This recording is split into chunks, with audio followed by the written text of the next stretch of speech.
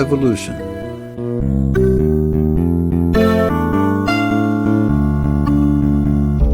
In the USA, it's against the law to advocate the violent overthrow of government.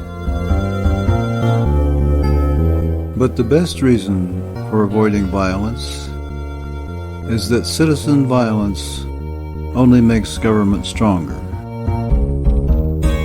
It strengthens government by creating fear. Governments thrive on fear.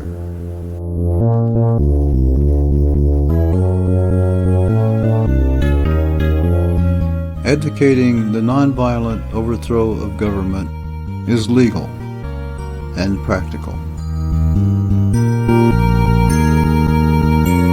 I hope that a polite revolution can create a society in which no one group of people has a monopoly on force. I believe this can be done without being rude, but humor is permitted. It may be possible to laugh the government out of existence.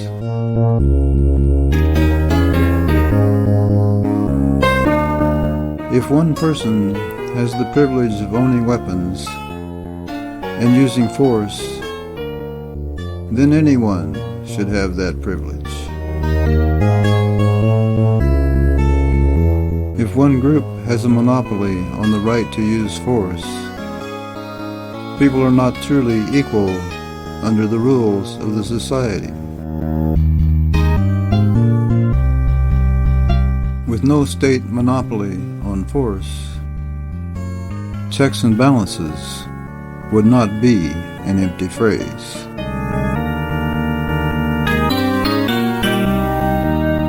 A polite revolution asks for real freedom of expression. It hopes to create a society whose actions prove that it believes all people should have equal rights, young or old, rich or poor, male or female, black, white, yellow, red, or purple.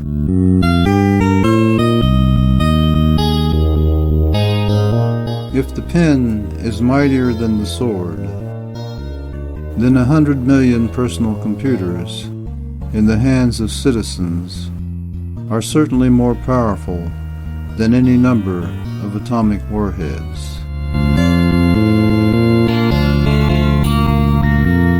The ability to discover and speak the truth politely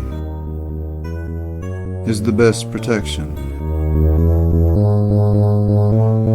Tyranny cannot stand against weapons of mass instruction in the hands of honest people.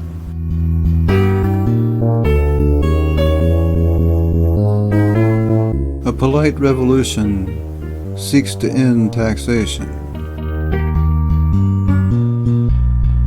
Taxation is hardly polite. A polite revolutionary will oppose any tax for any reason.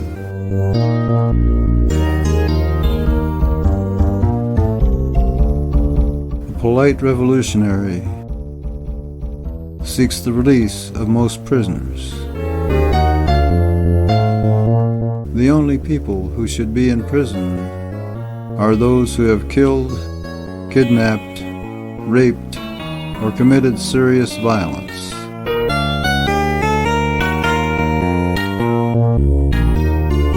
Theft and fraud should only be punishable by theft and fraud.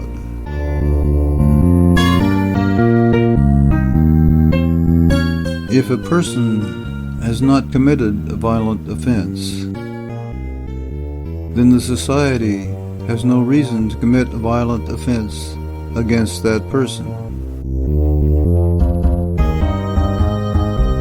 Kidnapping or arresting people for nonviolent behavior is a gross miscarriage of justice.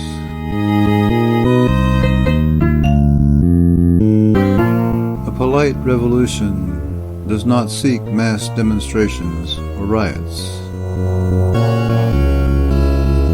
It does not seek to take the possessions of the rich and give them to the poor. It does seek to stop the rich and powerful from continuing to take the possessions and confiscate the labor of the poor.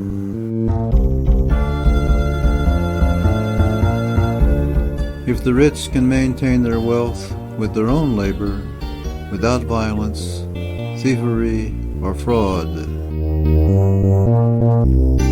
then they should be able to keep what they have and earn more by honest means.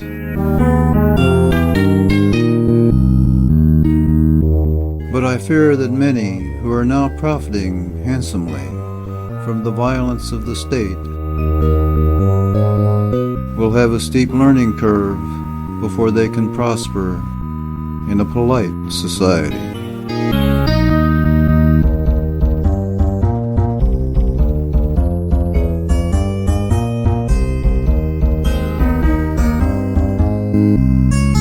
The working poor already know how to survive on their own labor. They have no other resource.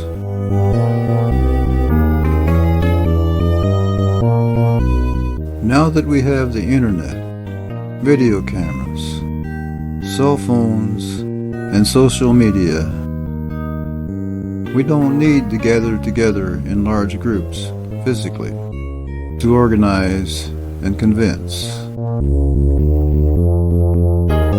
We can sit comfortably in our homes and type or talk. We can mail in absentee ballots. We can publish audio and video recordings of the activities of government agents. We can use personal computers to analyze government documents and expose government lies. We can do these things and more with little personal risk. Technology is becoming smaller, cheaper, and more sophisticated.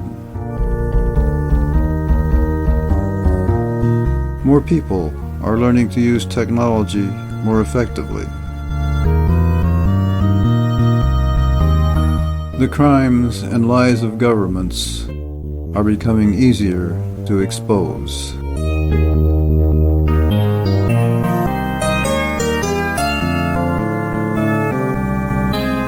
Does accepting the constraint of being polite mean that a revolution will proceed more slowly? I think not. To join a violent revolution requires a major risk. If you lose, you are likely to die or face long jail terms. Even joining a nonviolent revolution based on mass demonstrations requires a considerable amount of inconvenience and expense.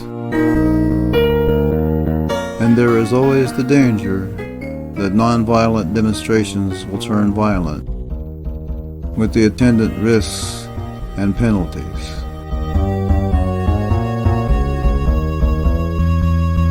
Joining the polite revolution can be done with minimal risk.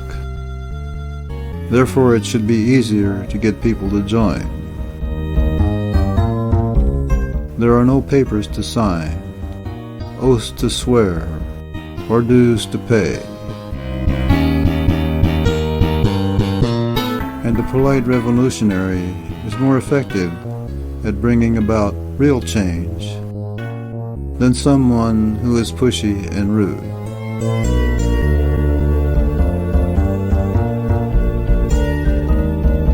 A polite revolution can save the power elite from the fate that will otherwise befall them when a more violent revolution occurs. The USA was born in a violent revolution against King George, and saw the war between the states less than 100 years after the ratification of the Constitution. The Constitution created 3 equal branches of government, but gave one branch control of the use of force.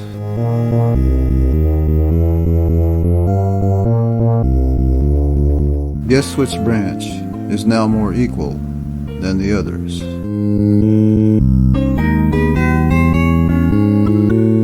Members of the power elite who are intelligent enough to see that some sort of revolution is inevitable will not resist the polite revolution and may even join it, because it is preferable to the alternative of violent revolution.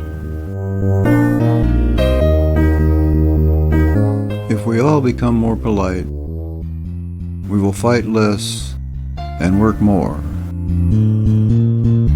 and we will all become more prosperous. It is possible to talk, write, and vote the government out of existence, and I believe it will be done sooner than most people think.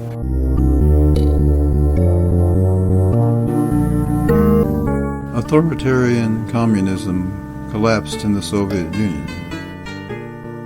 It is time for authoritarian capitalism to collapse in the USA. Communism is not the problem. Capitalism is not the problem. Authoritarianism is the problem. Few thought the Berlin Wall would fall, but it did. Few think that the invincible U.S. Army and government will lose their grip on power, but they will.